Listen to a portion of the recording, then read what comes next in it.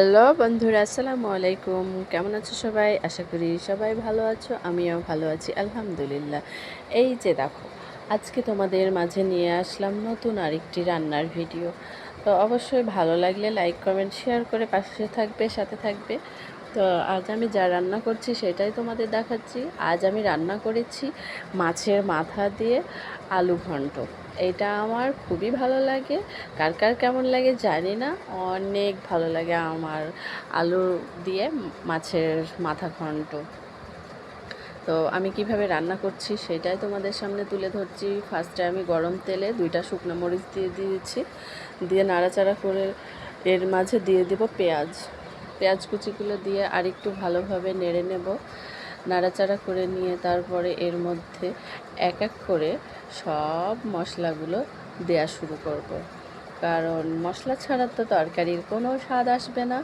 এই যে দেখো, আমি মশলা দিয়েছি, মশলা দিয়ে ভালো করে নাড়াচাড়া করছি, নাড়াচাড়া করে করে তারপরে এর ভিতরে দিয়ে দেবো মাছের যে মাথাগুলো, যেই মাছের অবশিষ্ট জিনিসগুলো আছে সেই মাছের জিনিসগুলো দিয়ে দিলাম।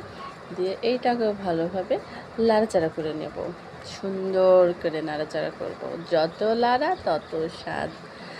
তো বন্ধুরা, কে কার ফ্যামিলিতে শাশুড়ির হাজার রকমের গুতামারা কথা খেয়েছো আর কে খাওনি, একটু কমেন্টে জানিও তো।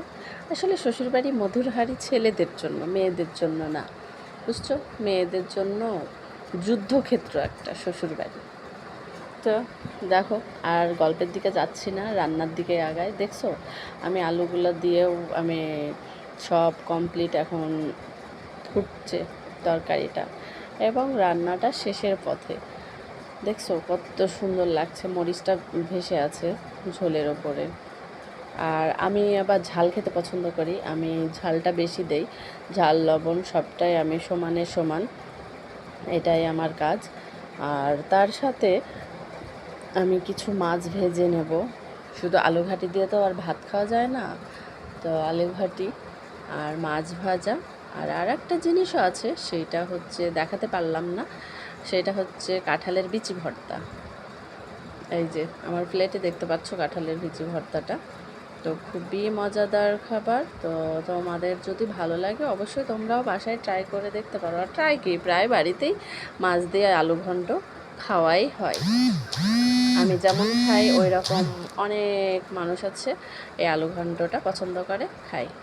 তো আমার তো আজ খুবই ভালো